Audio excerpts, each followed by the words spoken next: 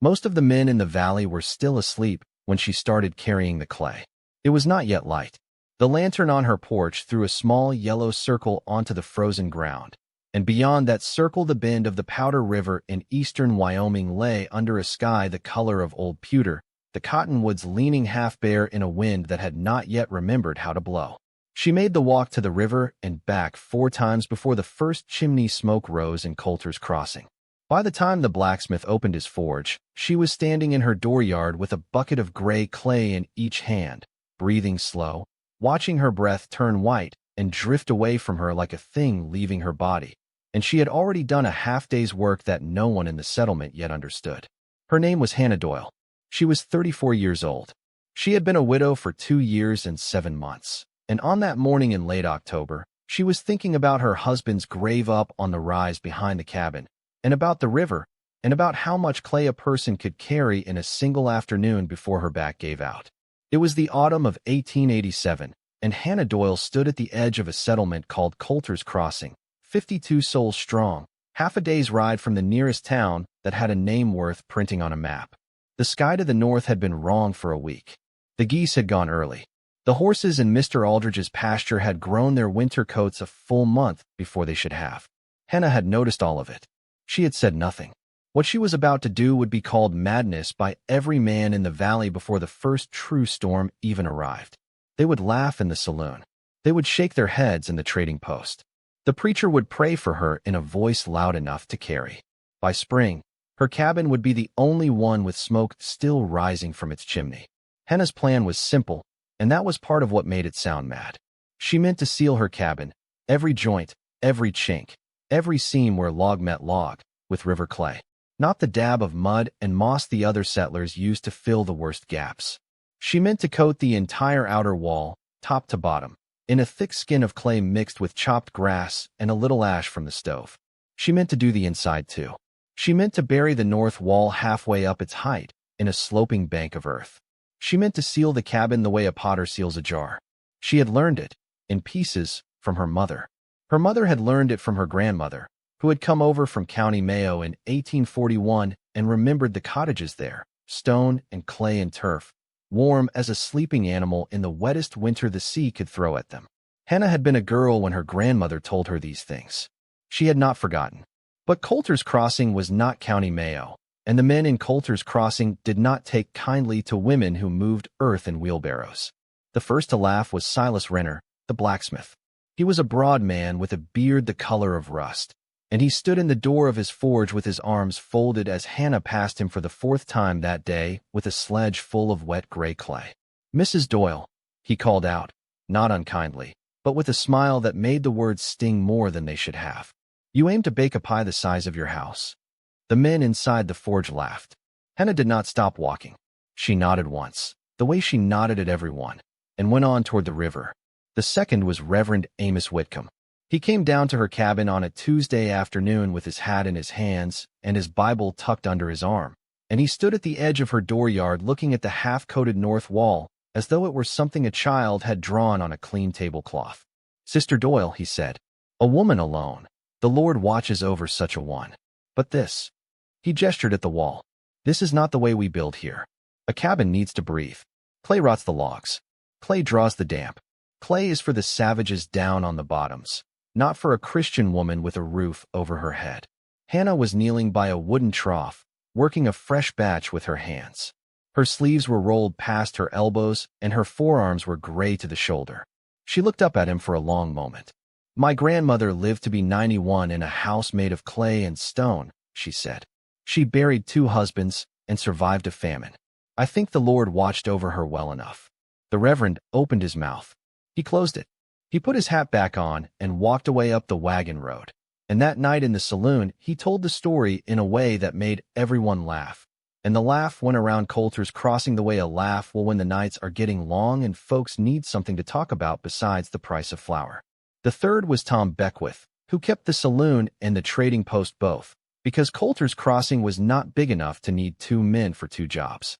Tom was younger than the others, not yet 40, with a clean-shaven jaw and a way of talking that he had learned from a riverboat gambler down in St. Louis. He came out to her place on a Saturday, because Saturday was the day men did their visiting, and he stood at her gate with his thumbs hooked in his vest and watched her work. "Hannah," he said. He was the only man in the valley who called her by her given name, and she had never asked him to. "Hannah, you'll smother in there. You'll seal that cabin up so tight the smoke can't find its way out, and they'll find you in the spring stiff as a fence post and twice as blue." She wiped her hands on her apron. She looked at him with the kind of look a tired woman gives a man who has never carried a bucket of clay in his life. "Tom," she said, "I have left a flue. I have left 2 vents. I am not a fool." "No," he said, "but you are a woman alone, and a woman alone gets ideas the way a horse gets colic. It passes. Come into town. Come to the dance Saturday next. Let the cabin be." She did not answer him. She turned back to the trough and worked the clay between her fingers, and after a while Tom Beckwith went away, and that was the last of the visits for a time. The mockery did not end there. It got into the children. The Renner boys, 2 of them, took to walking past her place on their way home from school and calling her the Mud Witch. And once they threw a stone that left a small white mark on the clay before the clay healed itself over in the next rain. Hannah heard them. She kept working. Her hands had begun to crack at the knuckles from the lime in the soil, and at night she rubbed them with bare grease and slept with them wrapped in flannel, and she did not let herself cry, because she had learned in the months after her husband died that crying did not finish a wall. By the second week of November, the north wall was sealed to the eaves, and the earth bank against it stood 4 feet high and packed hard as a road. By the third week, the east and west walls were done. By the last day of November, the south wall, the only wall with a window, was finished, and Hannah stood in her dooryard at dusk and looked at what she had made. It did not look like a cabin anymore. It looked like a low gray hill with a chimney growing out of it, and a single warm square of yellow light where the window faced the dying sun. A neighbor woman, Mrs. Aldrich, came by that evening with a loaf of bread wrapped in a cloth. She did not laugh. She set the bread on the table inside and looked around at the inner walls, which Hannah had coated too, smooth as the inside of a crock. "Hannah," she said softly, "what if you're right?" Hannah did not answer. She did not yet know herself. Outside, the wind shifted. It came down from the north now, and it carried in it a thin smell of iron, and a kind of silence that made the dogs at the Renner place start to whine without knowing why. The work had begun in September, when the cottonwoods were still gold and the river still ran clean and slow between its banks. Hannah had walked the river first, 3 miles upstream and 3 miles down, with a stick in her hand and a small tin cup, scooping at the banks here and there, rolling the wet earth between her fingers to feel for the grain of it. There was good clay along the Powder, but not everywhere. The best lay in a bend below the old beaver dam, where the current slowed and the fine particles settled out year after year, gray and smooth, and just sticky enough to hold a thumbprint without breaking. She marked the place with a cairn of 3 stones, and went home and slept that night a deeper sleep than she had slept in months. The next morning she hitched the mule to the small flatbed sledge her husband had built the winter before he died, and she went down to the bend with 2 empty barrels and a long-handled shovel. The mule was old and slow, and she did not push him. She filled the first barrel by noon. She ate a piece of bread and a wedge of hard cheese sitting on the bank with her boots in the cold water, and she watched a kingfisher work the shallows, and she felt for a moment something close to peace. She filled the second barrel by sundown.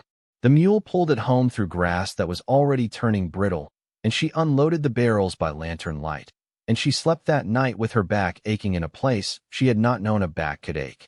She did this for 31 days.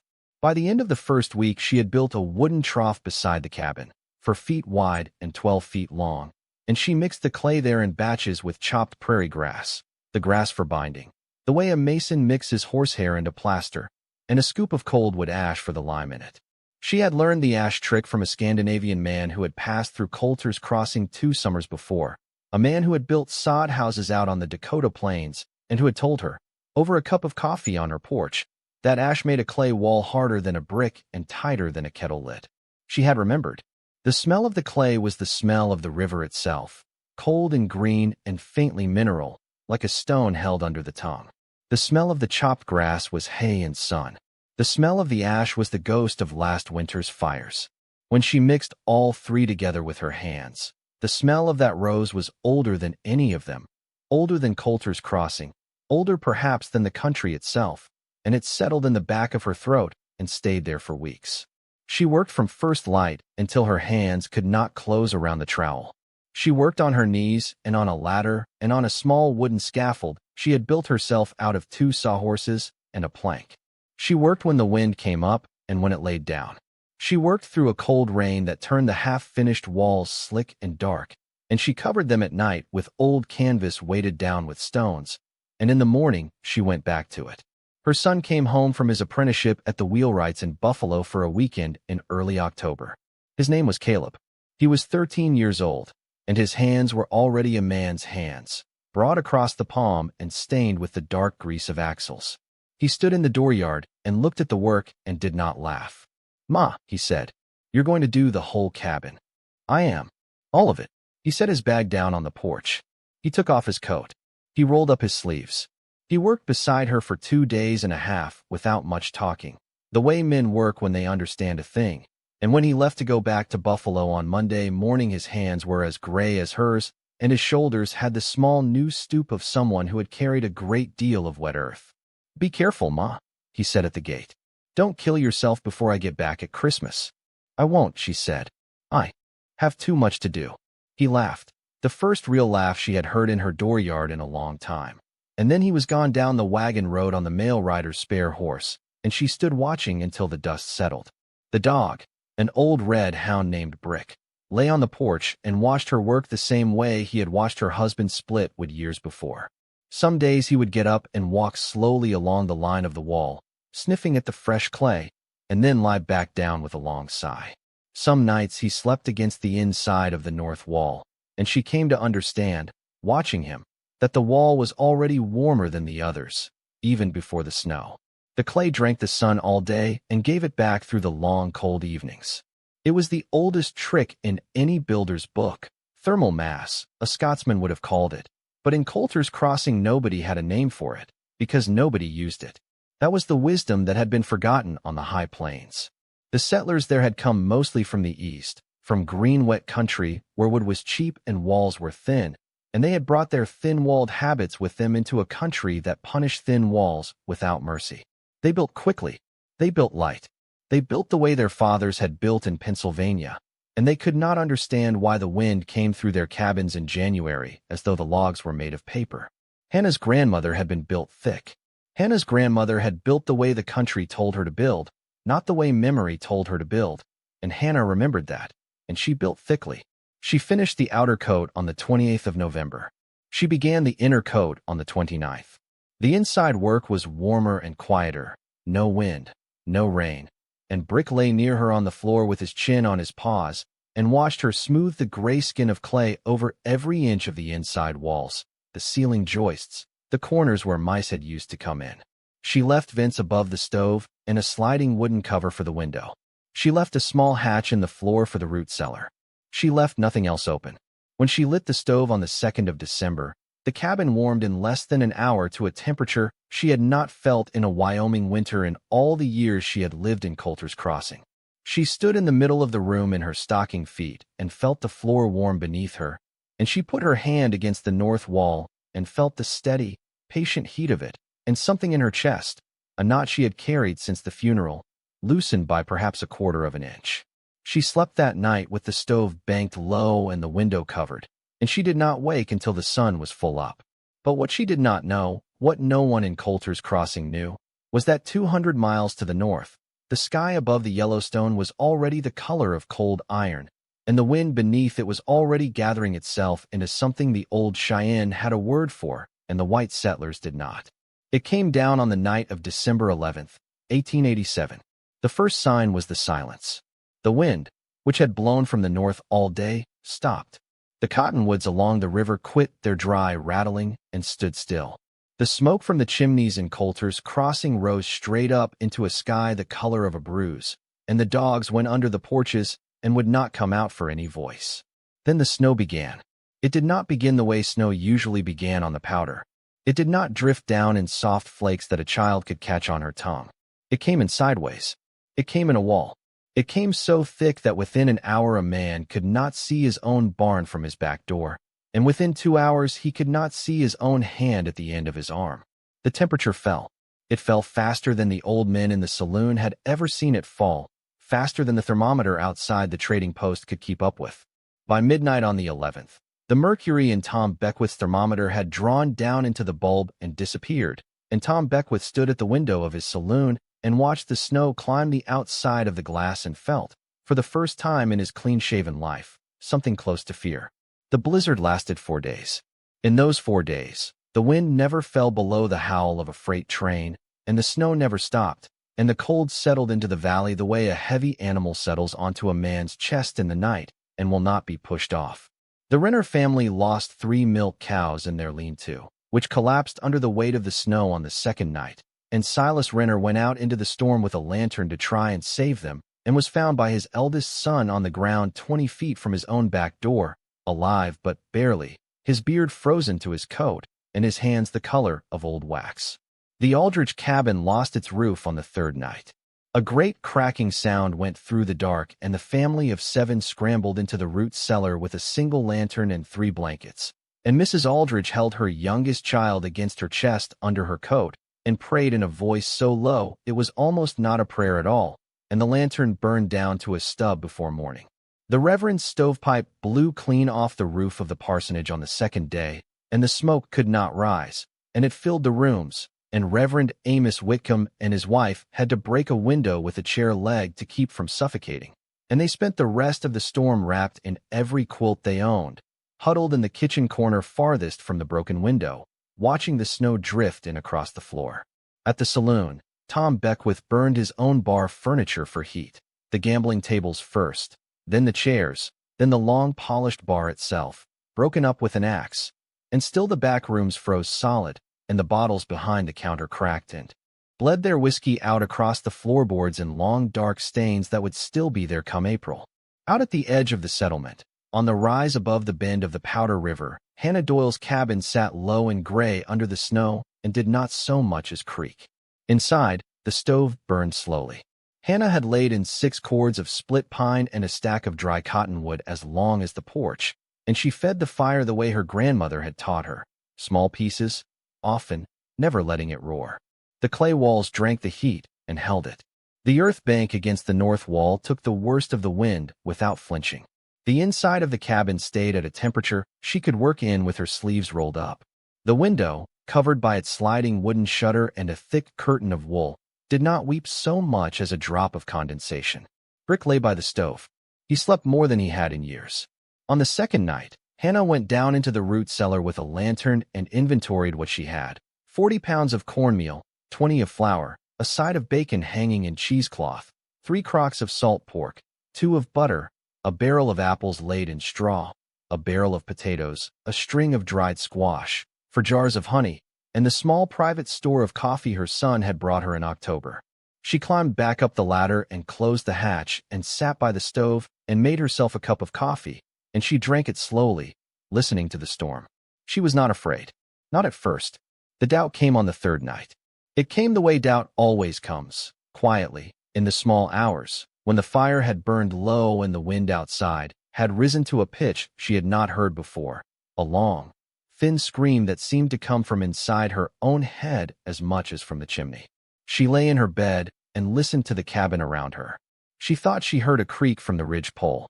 She thought she felt a draft across her cheek that should not have been there. She sat up. She lit the lantern.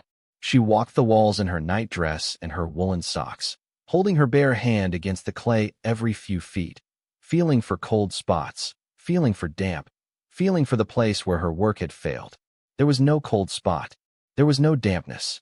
The walls were warm and dry and steady as the flank of a sleeping cow. But she stood for a long time in the middle of the floor with the lantern in her hand, and she said aloud, to the empty room, and to Brick, and to her dead husband, and to her grandmother, and to herself, "Please hold. Please, just hold on." The cabin held.